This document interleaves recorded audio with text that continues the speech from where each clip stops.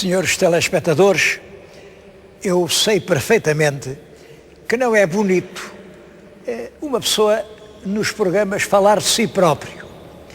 Bom, mas há notícias tão agradáveis que eu não sou capaz de deixar de as partilhar com os meus amigos que me estão a ouvir.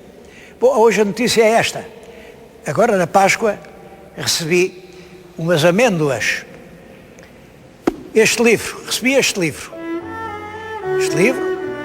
impresso em Moscovo. Isto aqui diz História de Portugal. É um livro que tem dado volta ao mundo, isto é uma edição espanhola, por exemplo. Há edições búlgaras, edições chinesas, edições alemãs, edições italianas. E eu, no fim da vida, sinto-me contente por ver que este trabalho que eu tive de dar a conhecer a história do meu país em todo o mundo não foi um trabalho perdido. Vem-me à cabeça os versos de Camões: cantando espalharei por toda a parte. É isso que eu estou a fazer. A história de Portugal é uma história bela, da qual nos devemos orgulhar e que eu tenho o orgulho de ter feito soar por todo o mundo. Hoje estou a dizer-lhes isto num lugar muito, muito ilustre, nem mais nem menos que a Capela do Fundador, Capela del Rei Dom João I, no Mosteiro da Batalha. E vim aqui porque é precisamente de história de Portugal que lhes vou falar. Chama a atenção para que vou dizer coisas muito diferentes daquelas que costumam ser ditas, que andam a ser repetidas. Bom, cada um diz aquilo em que acredita. Eu tenho da visão da formação de Portugal e dos primeiros séculos da nossa existência uma visão que não é igual àquela que aprendi na escola primária. E é disso que eu hoje vou falar. O título, já viram, é Grandes e Pequenos na História de Portugal. Porque todos aprendemos, logo na escola primária, que há três classes: clero, nobreza e povo. É claro que depois nas cortes havia três ramos, os três ramos, as cadeiras para o clero, para a nobreza, para o povo. Esta ideia da sociedade em 3 graus, devo dizer que isso toda a gente o diz, mas isso não é verdade. O que marca os primeiros séculos da história de Portugal e fundamentalmente marca a época em que Portugal nasceu, mais do que isso, é por as coisas serem assim que Portugal vai nascer como uma nação independente. É uma grande diferença entre dois tipos de população: os grandes e os pequenos. Devo dizer que os pequenos levaram de vencida os grandes, e é por isso que Portugal se constitui como nação independente. O rei Dom Afonso Henriques é o líder da população sublevada dos burgueses de Guimarães. É por isso que ele trava combate com as tropas senhoriais da condessa sua mãe. É por isso que ele resiste, apoiado nos burgueses de Guimarães, resiste ao cerco do rei de Leão, e é isso que faz de Portugal uma nação independente. Bom, é claro, para perceber isto, gostava que prestassem atenção a 2 ou 3 documentos de que agora lhes vou falar.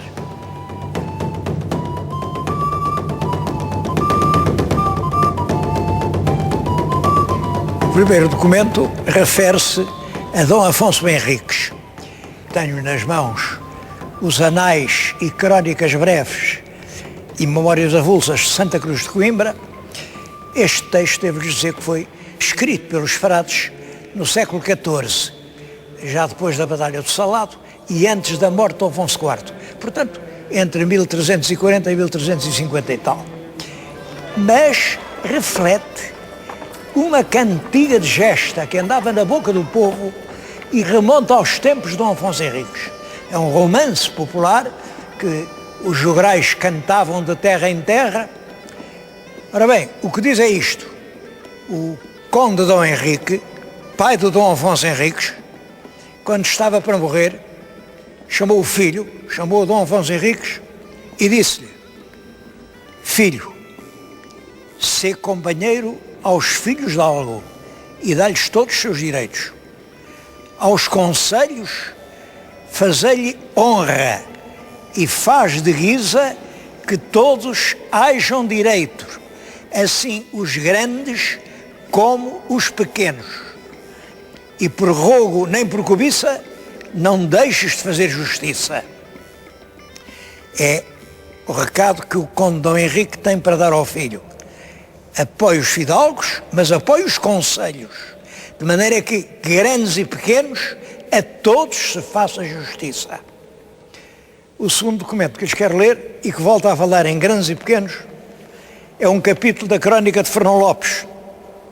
Mestre Davis disputa a coroa portuguesa e foi grande cisma e divisão entre os grandes e os pequenos, o qual ajuntamento dos pequenos povos, que então assim se juntavam, chamavam naquele tempo a raia miúda.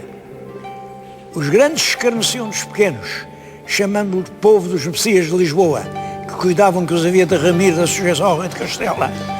Mas os pequenos aos grandes, depois que cobravam coração, juntavam-se todos em um e chamavam-lhes traidores cismáticos, que tinham da parte dos castelãos, etc. É uma luta entre os grandes e os pequenos, em que os pequenos ganham e levam ao trono, olhem, exatamente o príncipe que está aqui no centro desta capela. O terceiro texto que queria ler é realmente curioso, já não é uma crónica, é um dito do rei Dom João II. Estou a falar diante do túmulo dele, aqui na capela do Fundador. Lá vem o pelicano, o camaroeiro, é aqui que jazem as cinzas de Dom João II. E Dom João II dizia o seguinte: andando el rei descontente dos fidalgos por causa das traições, disse que a gente meã lhe era mais aceite e que a gente baixa era como a sardinha, que farta e sabe bem e custa pouco. Os fidalgos são como os salmonetes, são poucos e custam muito. Claro que Dom João II tomou o partido da sardinha contra o salmonete. Talvez por isso tenha morrido tão novo. Como sabem, morreu envenenado. Dom João II era, pelo lado da mãe, neto do infante Dom Pedro, que foi regente de Portugal. E já o regente de Portugal tinha tomado partido à frente dos pequenos contra os grandes. Baseado nisso, conseguiu a regência do país. Mas quando o rei atinge a maioridade, ele é afastado da regência, mas quer recuperá-la e dirige-se a Lisboa para, com o apoio do povo miúdo de Lisboa, conseguirem enfrentar as forças do rei. O rei é que põe o seu exército às portas de Lisboa e ali em Alfarrobeira é onde fica a portagem da autoestrada, é portanto mesmo às portas de Lisboa, ali o infante Dom Pedro foi morto, uma seta atravessou-lhe o pescoço e matou. Quer dizer, já não pôde dispor do apoio popular com que ele contava. Isto mostra esta oposição entre grandes e pequenos, vem desde os inícios da monarquia. Mas eu vou-lhes mostrar, aqui na Batalha, um monumento, um documento, que é talvez de todos o mais impressionante.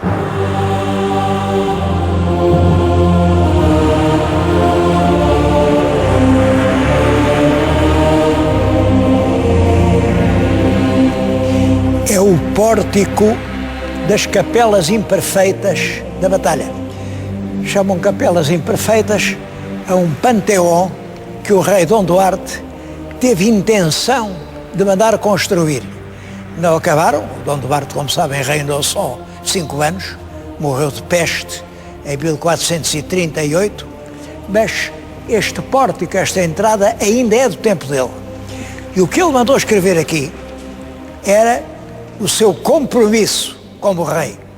É uma legenda que diz o seguinte: loyauté ferai, tem que será. Isto quer dizer, eu farei justiça enquanto viver.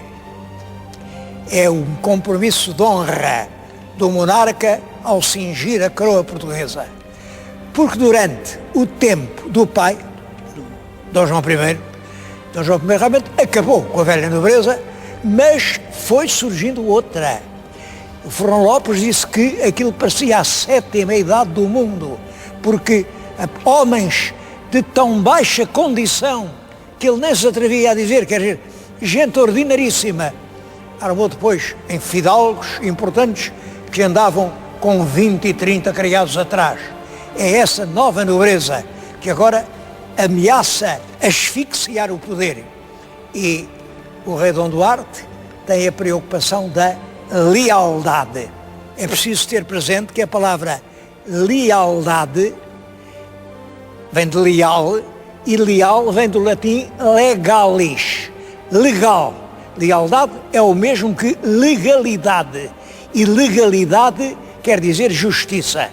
Reparem, é o mesmo compromisso que o conde Dom Henrique recomendava ao filho: fazer justiça aos grandes e aos pequenos. Aqui, no Grande Arco, que é um dos principais monumentos da Renascença Europeia, está escrito centenas de vezes: Loyauté Ferré, Tanque Serré. Infelizmente, o rei não durou muito. Vamos até junto do túmulo dele.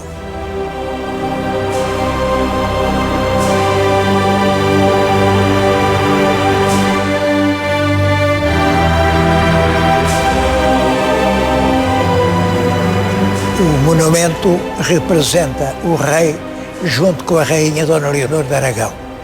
Devo dizer que é uma inverdade.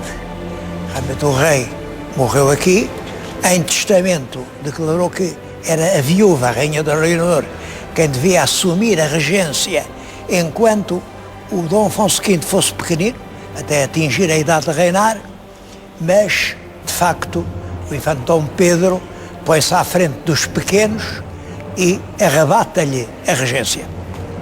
Claro, os grandes queriam ver uma rainha regente. Uma rainha é sempre menos enérgica, e os nobres, os grandes, eram pela rainha, os pequenos eram por Dom Pedro. A verdade é que o rei Dom Duarte morreu, a rainha foi vencida, teve que se refugiar em Castela e lá em Castela morreu em tristes condições. Em 1445 foi envenenada. Nunca se soube ao certo quem a mandou envenenar. Isso é uma história sombria. Eu prefiro nem falar dela. Era o rei da lealdade. Escreveu este livro, que eu tenho nas mãos, é a primeira edição portuguesa do Leal Conselheiro. O Leal Conselheiro é um livro que ele dedica à própria rainha e tem estas palavras: tomai-o, ele diz filhai-o, tomai-o como um ABC de lealdade. Já sabemos que a lealdade, nesta altura, tem esse sentido de veracidade, autenticidade, justiça para todos.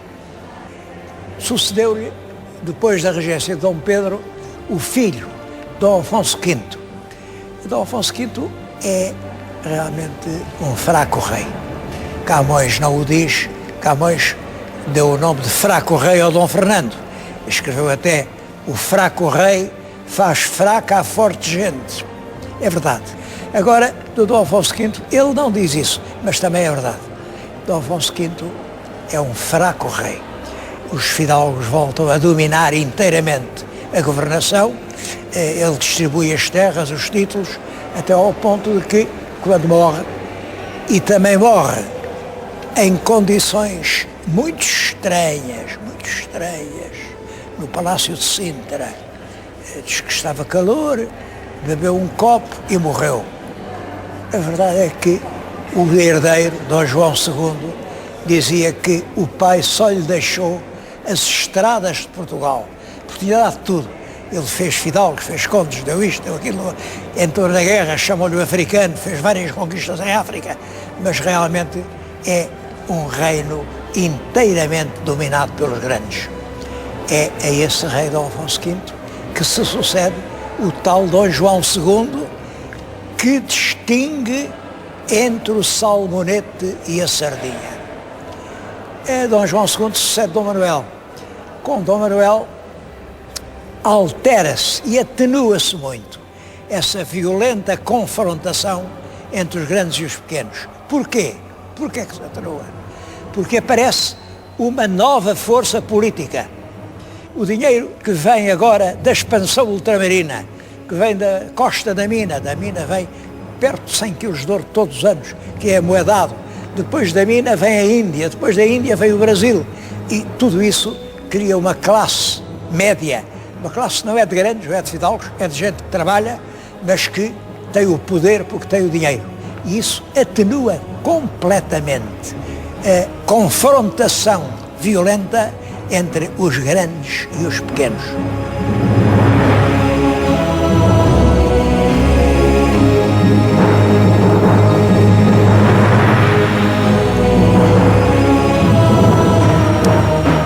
O projeto do rei Dom Duarte era, em cada uma destas capelas, fazer o túmulo real.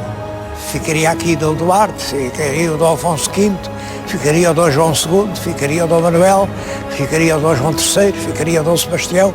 A verdade é que nada disso se realizou, porque com a expansão ultramarina a história portuguesa entra por outro caminho.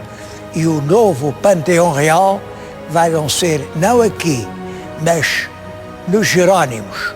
Os Jerónimos que precisamente comemoram a viagem, o triunfo dos portugueses na conquista do caminho marítimo para a Índia. É um Portugal diferente, um Portugal com outras fontes de riqueza, portanto com outras classes dominantes. É claro que não é só em Portugal, é por toda a Europa que é essa confrontação entre grandes e pequenos. Mas eu julgo que em Portugal essa confrontação é particularmente violenta e vou-te explicar porquê.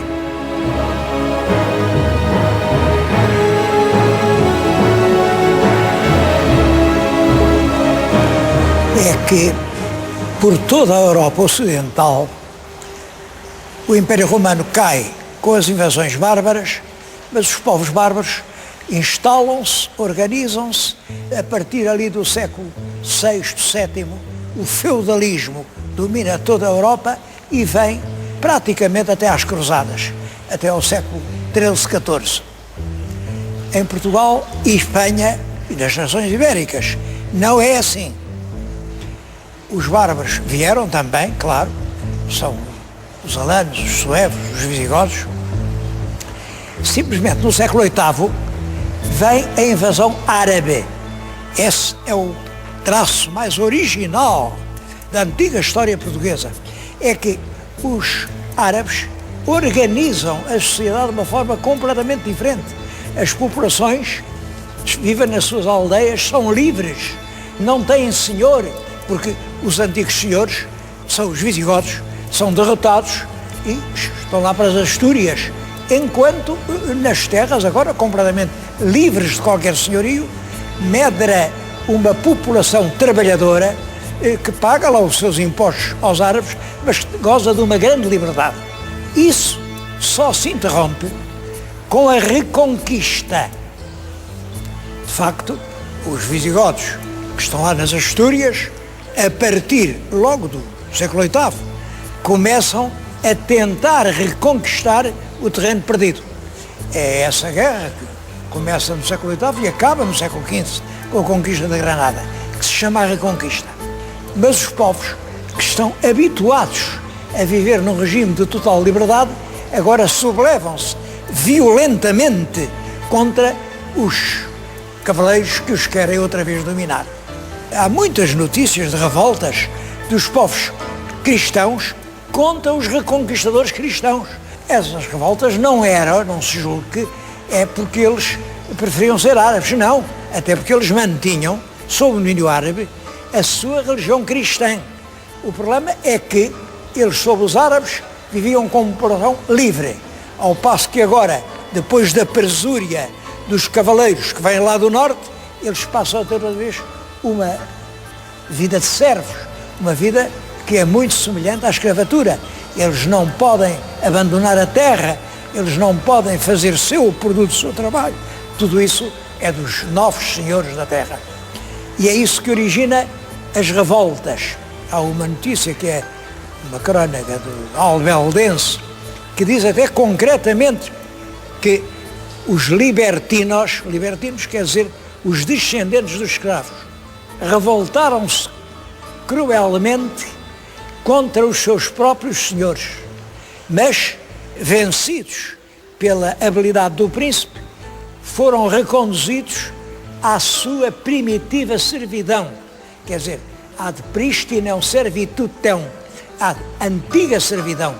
É porque, realmente, a servidão a que os reconquistadores os tinham reduzido, mas de que realmente eles não aceitavam. E aí as revoltas constantes e essa tensão que vai marcar os séculos da Reconquista em Portugal. É nisso que se insere a revolta dos burgueses de Guimarães, se insere a revolta de Compostela, por exemplo. Há inúmeras notícias de revolta dos povos que não aceitam ser outra vez reconduzidos à primitiva servidão. É por isso que Dom Afonso Henriques tem um reinado inteiramente popular. No tempo de Dom Afonso Henriques eu não conheço nenhuma carta a criar grandes fidalgos ou grandes feudos. Claro, há sempre a exceção da Igreja. A Igreja tem um regime especial. É um reinado de forais, é um reinado de concelhos, de homens bons, de vizinhos.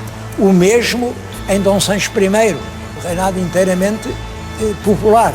E em Dom Afonso II. Depois, Dom Sancho II, que é rei muito novinho, já não tem a força para impor essa política. E os grandes que durante estes reinados tinham fortalecido, enfim, a sua posição, apoderam-se do poder. Mas por isso mesmo, os povos voltam a revoltar-se.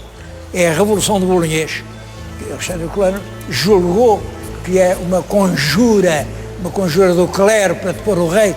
Penso que todos os documentos que temos mostram que não é nada disso. Trata-se realmente que o país cai na anarquia e os conselhos dos homens bons, juntamente com alguns prelados dioceses, pedem ao Papa que mande para aqui um príncipe que saiba governar. E o Papa escolhe o irmão do rei, que estava em França, que era Dom Afonso, o bolonhês, que está casado com a Condessa de Bolonha, e ele vem aqui e encontra logo o apoio inteiro do povo, e é outra vez um reinado popular. Dom Dinis mantém essa linha, mas no fim do reinado desvia-se dela e volta a fazer grandes concessões aos novos. E há nova revolta, e é Dom Afonso IV. E a última dessas grandes revoltas é, como viram, aquela do grande cisma e divisão entre os grandes e os pequenos, de que nos fala Fernão Lopes, e que levou ao trono o mestre Davis, que, em sinal da sua vitória, mandou construir este grande mosteiro, onde eu tive hoje o gosto de fazer este programa, que recorda as linhas essenciais da formação de Portugal.